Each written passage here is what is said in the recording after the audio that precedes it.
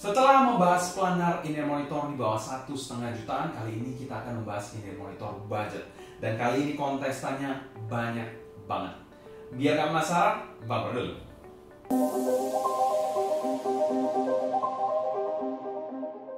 Halo semua, selamat datang di channel Sounding Team bersama dengan saya Sebastian yang seperti biasa akan share info dan racun mengenai dunia personal audio, baik itu audio portable ataupun desktop audio. Di video kali ini formatnya akan sama seperti video sebelumnya, namun yang berbeda kita akan menggunakan dual axis, yaitu bass dan juga treble, serta ada neutral juga di bagian paling tengahnya, serta ada mid centric dan juga V-shape di aksis vertikalnya. Dimana semua in-ear monitor ini adalah in-ear monitor budget di bawah 500 ribuan. Jadi ini adalah pilihan-pilihan yang kalian bisa pilih dan ambil, sesuaikan juga dengan preferensi suara yang kalian nanti akan kita bahas. Tentu saja sesuaikan dengan preferensi kalian untuk menjadi referensi juga untuk kalian. Walaupun saya bilang 5 parameter ini sekalipun tidak bisa mewakili 100% parameter keseluruhan dari in-ear monitor yang saya bahas di sini. Karena memang sangat luas sekali in-ear monitor itu. Ada yang suaranya fun, ada yang suaranya agresif, itu tidak bisa digambarkan dengan 5 parameter ini. Mungkin kalian juga ada baiknya sih coba sendiri. Tapi at least parameter-parameter ini bisa dijadikan patokan kasar aja sih untuk kalian memilih in-ear monitor. Ya mungkin bisa disesuaikan juga dengan preferensi atau genre musik yang kalian biasa dengarkan. Karena di sini kita fokusnya keep it simple dulu aja, nggak usah terlalu ribet-ribet gimana gitu. Yang penting kita bisa melihat arah dari suara atau kecenderungan suara dari berbagai macam in-ear monitor budget ini. Dan untuk video kali ini disupport oleh CSA Sound, jadi kita mau thanks berat juga untuk CSA Sound. Seperti yang Krin bilang, support the people who support you. Video ini ada karena support dari CSA Sound. Biar gak panjang lebar, kita langsung bahas aja komparasi in-ear monitor budget ini. Let's go. Oke, kita akan bahas bass di sini, lalu treble di bagian sini, mungkin ada sedikit mojok ini aja ya. Lalu kita bahas neutral di tengah-tengah, lalu ada mid centric di bagian atas dan V-shape di bagian bawah. Ya mungkin seperti ini. Jadi kalian gak usah terlalu berpatokan 100% juga. Kalian kalau misalkan dengerin juga mungkin bisa sedikit berbeda preferensinya dengan apa yang saya sampaikan. Tapi ini adalah perspektif dari saya. Oke, in-ear monitor pertama. Yes, the blue one. The Zalnote Zero, the legendary Zalnote Zero. Yes, in-ear monitor yang bassnya pas, midnya oke banget dengan treble yang juga sangat baik, membuat in-ear monitor ini cukup neutral dan menurut saya dia ada di tengah-tengah. Jadi saya bisa taruh mungkin di sekitar sini. Jadi dia cukup neutral dan menurut saya ini oke banget. In-ear monitor kedua yang akan kita bahas yaitu the old legendary, the warna janda yang ungu-ungu, kalian sudah paham. Ini adalah in-ear monitor kedua, Blonde DL03, salah satu legendary set yang menurut saya sayang sekali nama Blonde sudah agak tenggelam sekarang ini. Mungkin ini adalah salah satu yang terbaik di zamannya, tapi nama Blonde sendiri memang ya akhir-akhir ini mereka buat in-ear monitor yang kurang menarik sih. Bass dari Blonde sendiri bisa dikategorikan bass yang bunyi parah dan agak sedikit tolil juga. Midnya ini salah satu yang spesial menurut saya. Dia memiliki mid yang sangat bagus banget, organik banget untuk kelas harga budget. Jadi in-ear monitor Blonde ini saya appreciate karena memang midnya oke banget. Dan kalau kita bilang soal mid yang organik itu adalah nilai yang menurut saya secara value sangat mahal sih dibandingkan in-ear monitor lain yang memang kita bilang secara tonalnya balance atau bagaimana. Ya ini memang tonalnya nggak balance, tidak balance sekali, tapi midnya itu enak banget, organik banget. Kalau untuk treble-nya ini adalah treble yang dark, jadi ya kemungkinan besar ini saya tempatkan di atas sedikit bagian bass yang bunyi, tapi dia ada sedikit mid centricnya juga, ada sedikit bagian mid yang dapat, tapi most part dia terlalu elevate di bagian bassnya. List in-ear monitor ketiga jatuh kepada Tangchu One Earth. Sorry, ini hanya urutan aja ya, bukan saya menentukan value atau suara secara peringkat, enggak, ini hanya urutan aja. Jadi yang ketiga yang akan kita bahas yaitu Tangchu One Earth. Ini adalah salah satu inner monitor yang menjadi raja di hati saya secara pribadi. Bagi saya One Earth ini versi fun, sedikit lebih fun dari Zero, dan tidak diragukan lagi kualitas suaranya. Balance banget. Bassnya ini sedikit nambah dibandingkan Zero dengan mid dan treble yang pas banget, menjadikan dia sedikit lebih bass side dibandingkan Zero. Salah satu bass inner monitor yang saya suka banget, dan mungkin saya tempatkan dia di sini.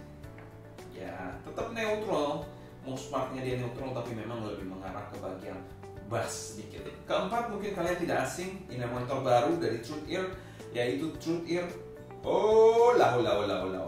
Oke. Inner monitor satu ini adalah inner monitor yang cukup colored, sempat hype juga, tapi menurut saya sendiri memang agak kurang aja sih. Mungkin sesuai selera saya bilang agak kurang aja, kurang dinamika dan lepas sedikit untuk bagian midnya. Bassnya ini berbobot dengan treble yang sedikit dark tentunya. Inner monitor yang masih sangat oke banget untuk tahun 2023 ini menurut saya, kalau memang kalian suka suaranya. Dan menurut saya inner monitor ini dia bisa dikategorikan di sini.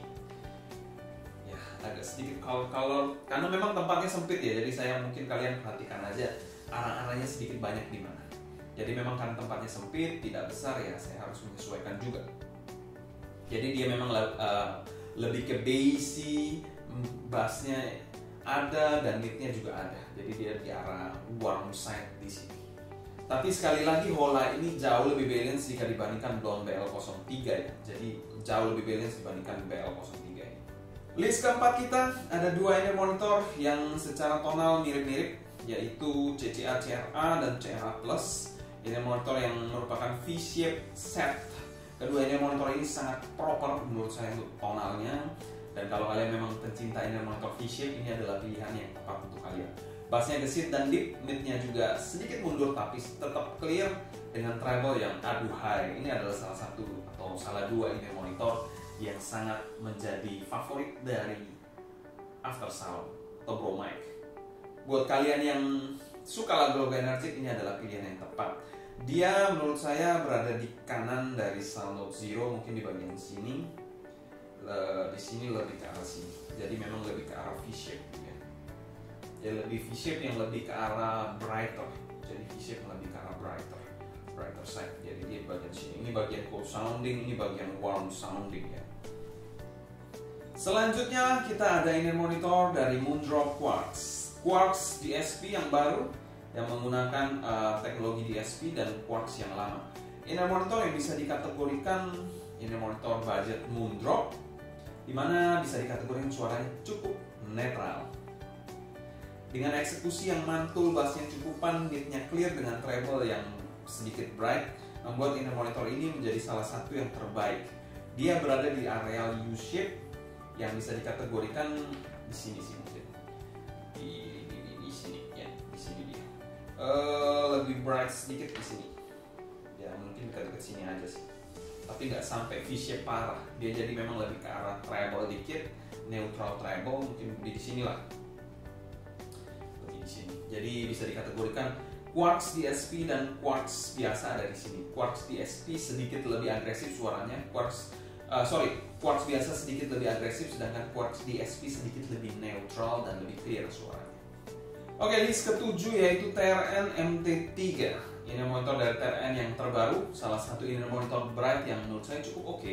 Note weight-nya ini rada tipis dan suaranya cukup segmented untuk kalian yang mungkin yang treble head. Bassnya cukupan, midnya clear, agak tipis dengan treble yang magnus. Buat treble head ini kalian patut coba sih menurut saya. Bright set IM yang menurut saya dia berada di sini. Jadi cukup bright dia berada di sini. Tapi bukan yang V-shape banget, dia mungkin ya di sini sih. Ada midnya cukup maju tapi tipis suaranya, dia lebih ke arah treble di sini. Tapi tidak sampai treble banget, enggak, cukup treble di sini. Dia jadi di sini. Kita lanjut yang berlawanan dengan inner monitor satu ini, yaitu adalah QKZ-X HBB. Salah satu inner monitor warm sounding dengan bass yang nampol dan juga gendut. Mid-nya juga las serta treble yang bisa dikategorikan malu-malu kucing membuat in-ear monitor satu ini berada di bagian mid-centric bass. Di samping mungkin di sini, dia di arah sini.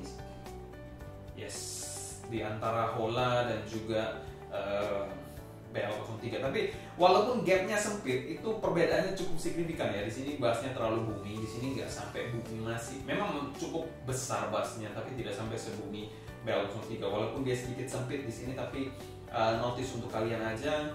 Kalau memang di sini perbedaan cukup lumayan signifikan. Kalau makin dekat di sini makin parah sih suaranya.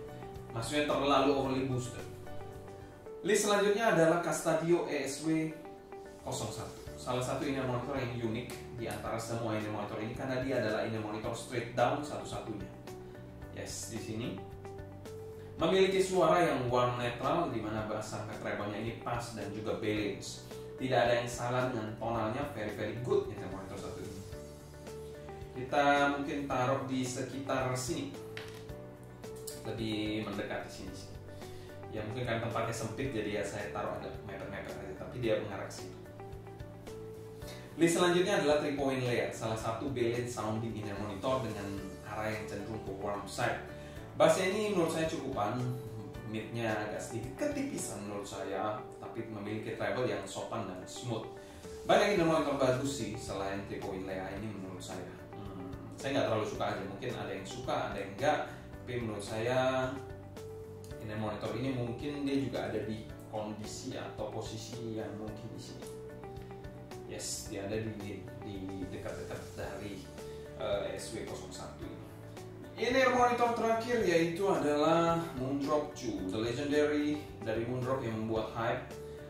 Sebenarnya sudah ada pembaruannya yaitu Moondrop LAN, tapi kita belum ada unitnya. Nanti kalau sudah ada kita akan review juga. Moondrop 2 sendiri memiliki suara yang bisa dikategorikan neutral bright dengan bass yang cukupan, mid yang sedikit maju tapi memang agak tipis, ya khas lah dari monitor bright, dan juga treble yang bisa dikategorikan cukup forward dan agresif. Untuk Moondrop 2 sendiri mungkin saya taruh dia di sekitar sini. Yes, di sekitar sini, arah-arah ke bright set. Jadi ini sekedar gambaran aja untuk kalian. Jadi ini monitor ini yang V-shape banget mungkin kalian bisa pilih ini. Yang mid-centric kan kalian bisa pilih ini. Kalau yang netral kalian bisa pilih ini. Yang treble ada dua di sini. Yang bassy yang di sini itu bassy. Jadi bisa kalian pertimbangkan juga.